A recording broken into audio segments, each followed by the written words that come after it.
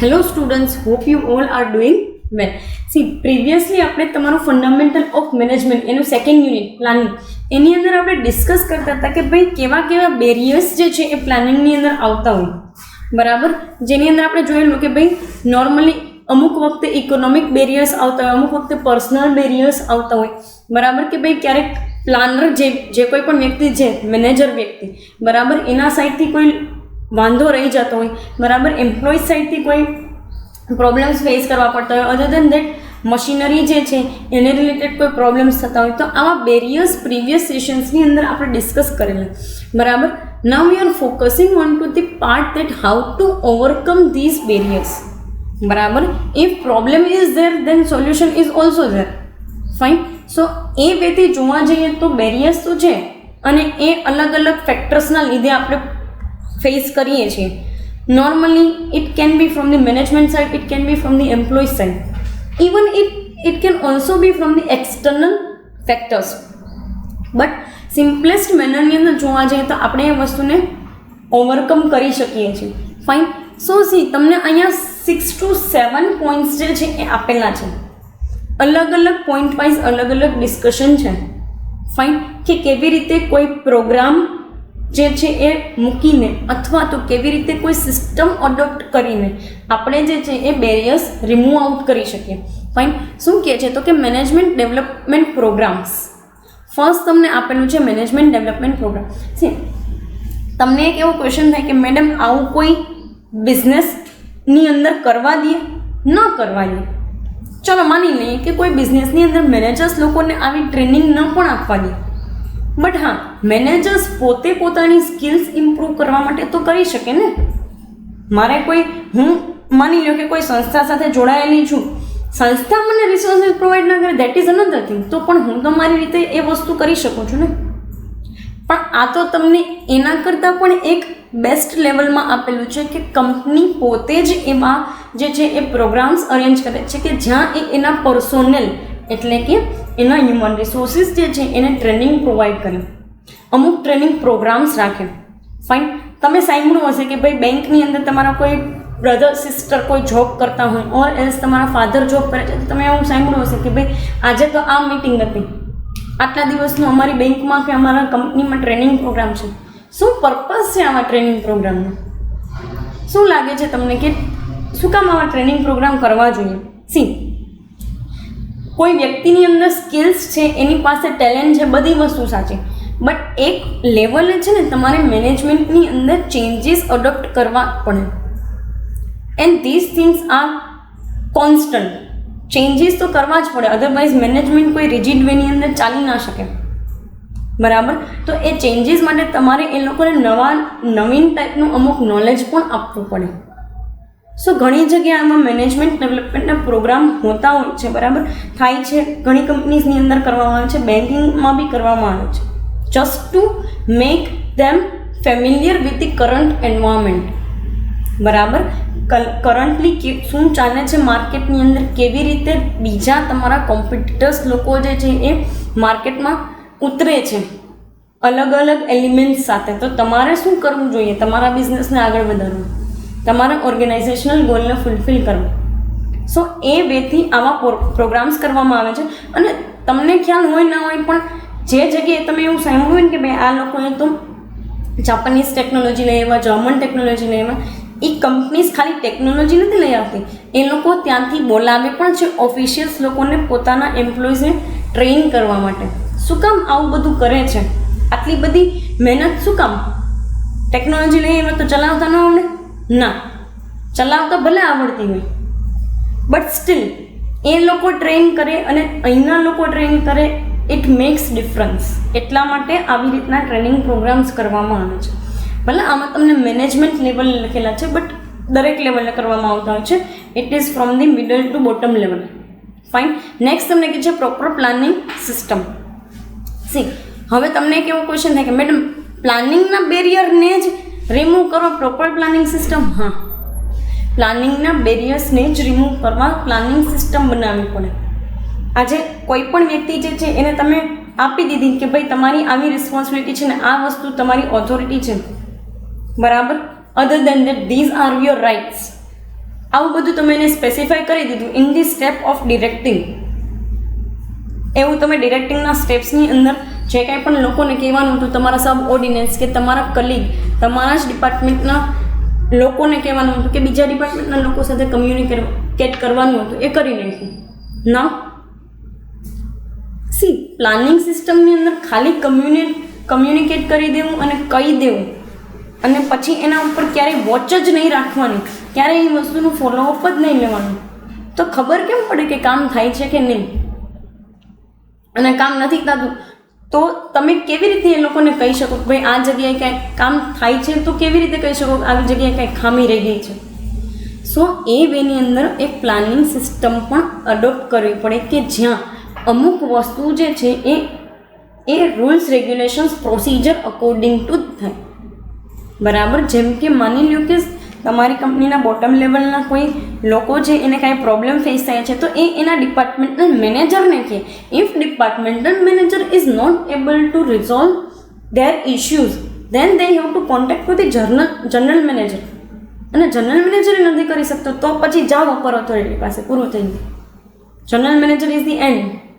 અને ન્યાય પછી નથી સોલ્વ થતું તો પછી તો તમારે અપર ઓથોરિટી પાસે જવાનું હોય. પણ સીધા જ તમે જાઓ છો તો પછી અપર ઓથોરિટી એમ કહે ને કે જાઓ ને તમે પહેલાં તમારા ડિપાર્ટમેન્ટલ મેનેજર સાથે વાત કરો. ડિપાર્ટમેન્ટલ મેનેજરનું કામ શું હોય? એના ડિપાર્ટમેન્ટને મેનેજ કરવાનું.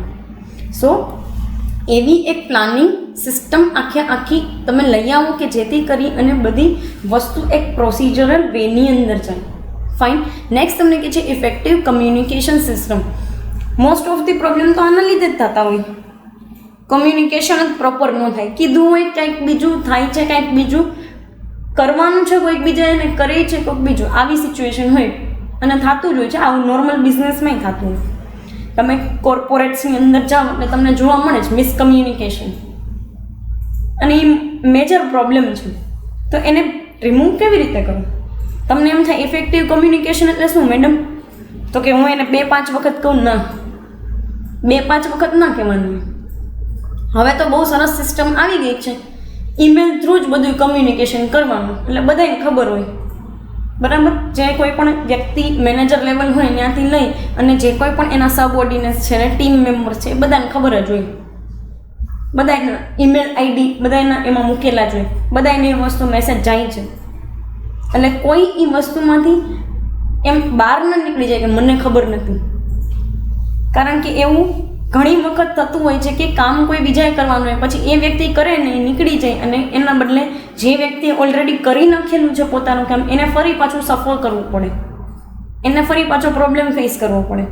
સો એક એવી કમ્યુનિકેશન સિસ્ટમ ડેવલપ કરવાની કે જેથી કરીને બિઝનેસને આવા કોઈ પ્લાનિંગ રિલેટેડ પ્રોબ્લેમ્સ ફેસ ના કરવા પડે.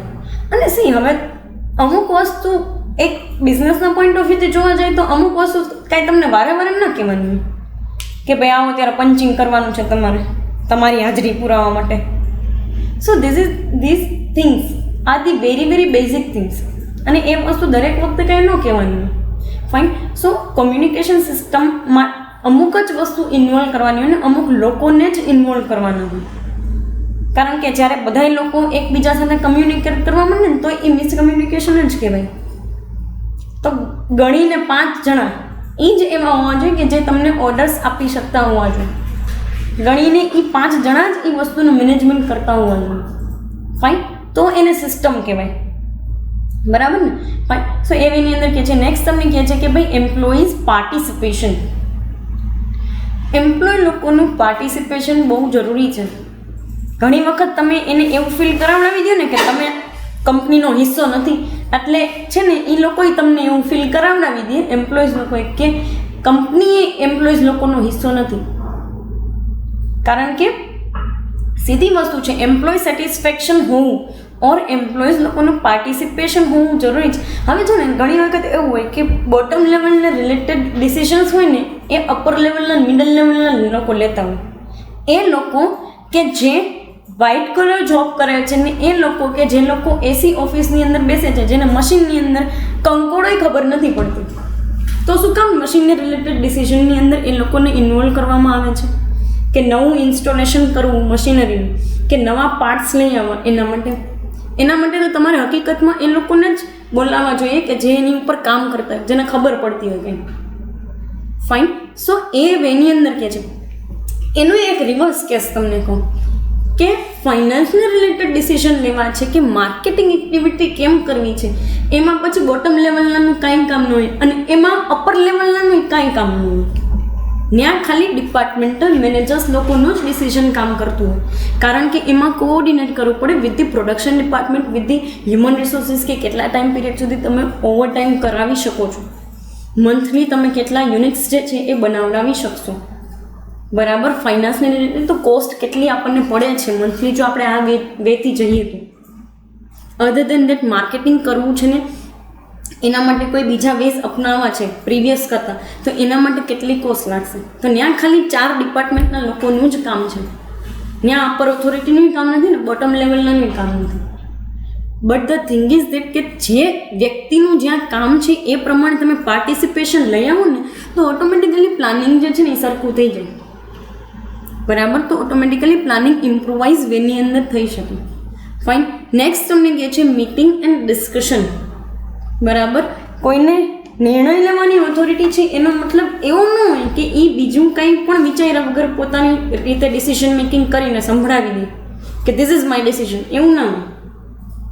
તમે કોઈ પણ વસ્તુ માટે કોઈ પણ અલ્ટરનેટિવ્સ અવેલેબલ છે બિઝનેસ પાસે કે ભાઈ કયો પ્લાન્ટ લેવો કે કયું પ્લાન જે છે એ લોન્ચ કરવો કે કેવો પ્રોજેક્ટ લોન્ચ કરવો છે માર્કેટની અંદર, એના માટે જો બિઝનેસ પાસે અલ્ટરનેટિવ્સ અવેલેબલ છે તો દરેક અલ્ટરનેટિવ્સ ઉપર વર્કઆઉટ કરવું પડે. For that you have to do some meeting, some discussion with the we can say that with the every department. બરાબર. દરેક ડિપાર્ટમેન્ટ સાથે ડિસ્કશન કરવું પડે. અપર ઓથોરિટીઝ, મિડલ ઓથોરિટીઝ, એ તમામ લોકોએ બેસીને વિચારવું પડે કે કયો અલ્ટરનેટિવ જે છે એ સેફ વેની અંદર જઈ શકશે. કારણ કે ઘણી વખત એવું બનતું હોય કે તમે જે વેથી વિચારતા હોય માર્કેટની અંદર સિચ્યુએશન અલગ ચાલતી હોય. બરાબર. તો પહેલાં તો એ વસ્તુ જોવી પડે કે માર્કેટ રિસર્ચના પોઈન્ટ ઓફ વ્યૂથી આ ડિસ્કશન્સ કરવા પડે. ફાઇન. ત્યારે તમને ખબર પડે કે તમારે લેવો એ એડવાન્ટેજ લેવો છે કયો માર્કેટમાંથી, whether it is the comparative advantage or it is the competitive advantage, and both the things are different. બરાબર. જ્યારે તમે કમ્પેરેટિવની અંદર ઇન્વોલ્વ થાવ છો ત્યારે તમારે અલગ વેથી વિચારવું પડે અને કોમ્પિટિટિવની અંદર જાઓ છો તો અલગ વેથી વિચારવું પડે. Fine. Comparative we can say that the narrower than the competitive advantage. બરાબર. કમ્પેરેટિવ એડવાન્ટેજ જે છે એ કોમ્પિટિટિવ કરતાં થોડોક નેરો કન્સેપ્ટ છે. તો એ પ્રમાણે if you want to go તો પછી એ પ્રમાણેનું આગળનું પ્લાનિંગ થવું જોઈએ. Fine. So this is also the one of the basic thing that can remove these barriers in the effective planning. Fine. So listed out જેટલા પણ પોઈન્ટ્સ છે, જેટલા પણ સજેશન્સ છે કે જેનાથી તમે બેરિયર્સ જે છે એ ઓવરકમ કરી શકો. બરાબર. પ્રીવિયસલી આપણે જોયું કે ઘણી બધી વસ્તુને રિલેટેડ આપણે પ્રોબ્લેમ્સ ફેસ કરતા હતા. એક વસ્તુ છે કે આ સ્ટેપ્સ ફોલો કરવાથી એવું જરૂરી નથી કે આ બધા બેરિયર્સ રિમૂવ થઈ જાય, બટ હા એ વસ્તુ ડેફિનેટલી છે કે તમે મોરલેસ એ વસ્તુની અંદર ઇમ્પ્રોવાઇઝેશન તો લાવી જ શકો. બરાબર ને. પહેલાંની સિચ્યુએશન કરતાં તમે ઇમ્પ્રોવાઇઝ કરી શકો. ફાઇન. સો એ વેની અંદર તમને સજેશન્સ આપેલા હતા કે જેનાથી તમે અમુક જેટલા પણ અટકાવતા પરિબળો છે પ્લાનિંગને એ તમે રિમૂવ કરી શકો. નેક્સ્ટ પાર્ટ છે ને એ તમને ડિસિઝન મેકિંગના વેથી આપેલો છે. સી પ્લાનિંગની અંદર તમે એ પણ જોયેલું છે કે ડિસિઝન મેકિંગ ને ફોરકાસ્ટિંગ આ બંને વસ્તુ આવે. બરાબર. ડિસિઝન મેકિંગ આપેલું છે, આના સિવાય ફોરકાસ્ટિંગ પણ ડિસ્કસ કરશું કે કેવી રીતે ફોરકાસ્ટિંગ કરવું જોઈએ અને કેવા કેવા ગોલ્સ રાખવા જોઈએ, કેવા અચીવેબલ ગોલ્સ રાખવા જોઈએ. ગોલ્સ એટલે એક ગોલ્સ છે ને સેટ કરવાની, this is the one kind of imaginary thing. બરાબર. અને એ ગોલ્સને અચીવ કરવા this is the whole reality. So એ બેઝિસ ઉપર તમને કીધું છે. જોઈએ ડિસિઝન મેકિંગના પોઈન્ટ ઓફ વ્યૂથી શું કહેવા માંગે છે. ફર્સ્ટ તમને કીધું છે કે a decision is a choice between 2 or more alternatives. This implies 3 things. તમને 3 વેની અંદર કીધું છે. પહેલાં તો ડિસિઝન મેકિંગનો સીધો સાદો તમને મિનિંગ કહી દીધો છે કે ભાઈ 2 અથવા તો 2 કરતાં વધારે ઓપ્શન્સ તમારી પાસે અલ્ટરનેટિવ્સ અવેલેબલ હોય, એમાંથી તમારે કોઈ એક વસ્તુને ચૂઝ કરવાની છે. That is known as the decision making. જેવી રીતે તમે લોકોએ 12th કમ્પ્લીટ કર્યું પછી તમારી પાસે ઓપ્શન હતો ચાર્ટર્ડ અકાઉન્ટન્ટ ચૂઝ કરવું, કંપની સેક્રેટરીનો કોર્સ જે કાંઈ પણ છે એ ચૂઝ કરો, કે BBA કરો, કે BCom કરો, કે BCA કરો. આવો તમારી પાસે આવા અલ્ટરનેટિવ્સ અવેલેબલ હતા જેમાંથી તમે પ્રોબેબલી BBA ચૂઝ કર્યું. ફાઇન. સો સિમિલરલી એ BBA ચૂઝ કરવું that must be your decision making. બરાબર, એ તમારા માટે એક ડિસિઝન મેકિંગ હતું.